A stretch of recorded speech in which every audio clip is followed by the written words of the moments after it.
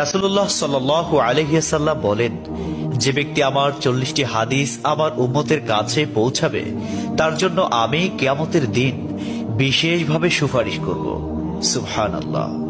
Number 2, মানুষের মধ্যে যারা মৃত্যুকে বেশি করে স্মরণ করে এবং তার জন্য প্রস্তুতি নেয় তারাই সবচেয়ে বুদ্ধিমান। নাম্বার 3, প্রত্যেক জিনিসের জাকাত আছে, আর দেহের জাকাত হচ্ছে রোজা। নাম্বার 4, যে তার সময় আল্লাহর জন্য ব্যয় করে না তার জন্য জীবন অপেক্ষা মৃত্যু শ্রেয়। নাম্বার 5, যারা সব সময় ইস্তিগফার তথা ক্ষমা প্রার্থনা করে তাদের সাথে উঠা বসা করুন, কেননা তাদের হৃদয় সবচেয়ে কোমল হয়। নাম্বার 6, তুমি যত সিজদা দিবে আল্লাহ তত গুনাহ তোমার মাফ করে দিবেন। সুবহানাল্লাহ। নাম্বার 7, সূরা ফাতিহা প্রায় 1000 রোগের ওষুধ। নাম্বার 8, হাতের তালুতে জ্বলন্ত আগুনের কয়লা রাখলে যেমন কষ্ট হবে তার চেয়ে বেশি কষ্ট হবে শেষ জামানায় ঈমান রাখতে। নাম্বার 9, রোজাদারদের জন্য প্রতিদিন জান্নাতকে সুসজ্জিত করা হয়। সুবহানাল্লাহ। নাম্বার 10, রাসূল সাল্লাল্লাহু আলাইহি ওয়াসাল্লাম বলেছেন, কিয়ামতের দিন সব নবীর চেয়ে আমার উম্মতের সংখ্যা বেশি হবে এবং আমি সর্বপ্রথম জান্নাতের দরজা খুলব। সহিহ মুসলিম, হাদিস নম্বর 196। 11, যে ব্যক্তি রোজা রাখা অবস্থায় মারা যাবে আল্লাহ তাকে কিয়ামত পর্যন্ত সকল রোজার সওয়াব দান করবেন। সুবহানাল্লাহ। নাম্বার 12, যে ব্যক্তি ফজরের নামাজ আদায় করল সে আল্লাহর হিফাজতে চলে গেল। নাম্বার 13, রাসূলুল্লাহ সাল্লাল্লাহু আলাইহি ওয়াসাল্লাম বলেছেন, রোজা ও কোরআন কিয়ামতের দিন মানুষের জন্য সুপারিশ করবে। মুসনাদে আহমদ, হাদিস নম্বর 6626। 14, নবীজি বলেছেন, রোজাদারদের জন্য সবচেয়ে বড় খুশির সংবাদ হলো হাসরের মাঠে আল্লাহ সবার আগে রোজাদারদের সাথে সাক্ষাৎ করবেন। সুবহানাল্লাহি ওয়া বিহামদিহি।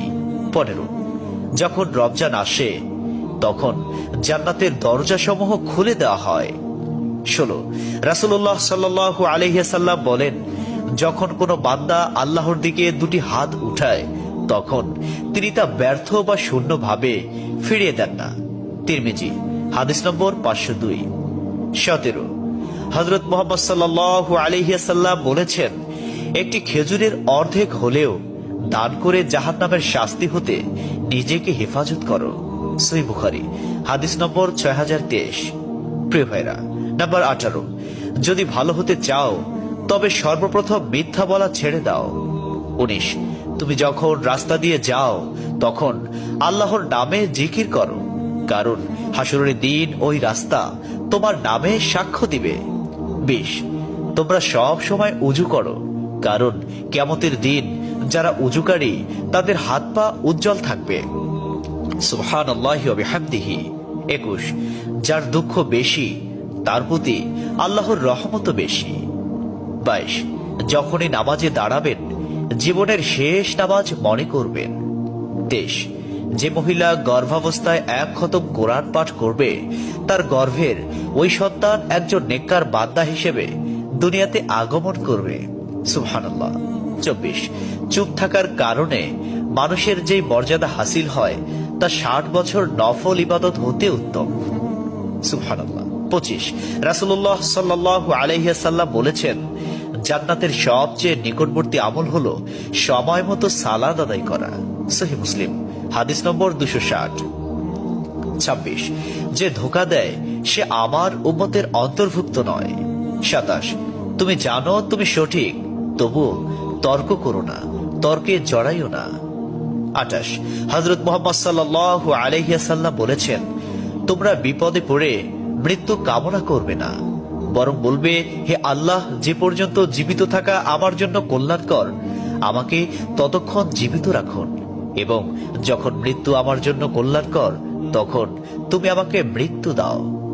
29, সূরা ইয়াসিনকে কুরআনের হৃদয় বলা হয়।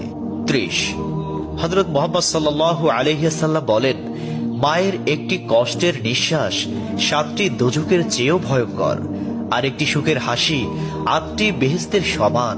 সুবহানাল্লাহ। 31, যে অন্যের বাবা মাকে গালি দিল সে যেন নিজের বাবা মাকেই গালি দিল।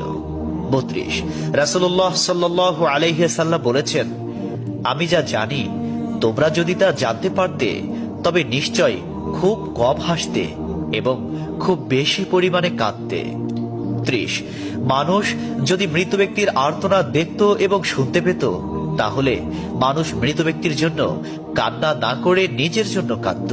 34, মহানবী সাল্লাল্লাহু আলাইহি ওয়াসাল্লাম বলেছেন, সূরা ফাতিহা তোমরা ধীরে ধীরে পাঠ করো, কারণ মহান আল্লাহ নিজে তার জবাব দেন।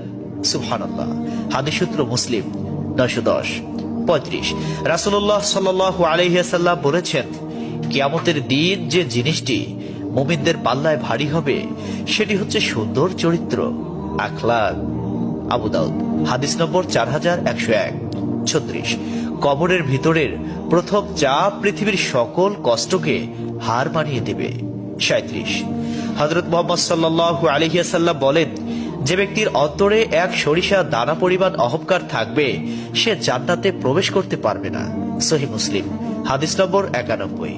38, কিয়ামতের দিন ওই ব্যক্তির জন্য সুপারিশ করা হবে যে প্রচুর শীত উপেক্ষা করেও ফজরের নামাজ আদায় করল। 39, নিশ্চয় মহান আল্লাহ নম্র, তিনি নম্রতাকে পছন্দ করেন। তিনি নম্র স্বভাবের লোকদেরকে যা দান করেন তা কঠিন স্বভাবের লোকদের দান করেন না। আবু দাউদ হাদিস নম্বর 4807। 40, কবর মানুষকে দিনে 70 বার স্মরণ করে এবং ডাকে। আল্লাহ সুবহানাহু ওয়া তাআলা আমাদের সঠিক জ্ঞান এবং বুঝার তৌফিক দান করুন এবং আমাদের এই সমস্ত হাদিস সমূহের উপর আমল করার তৌফিক দান করুন। আমিন।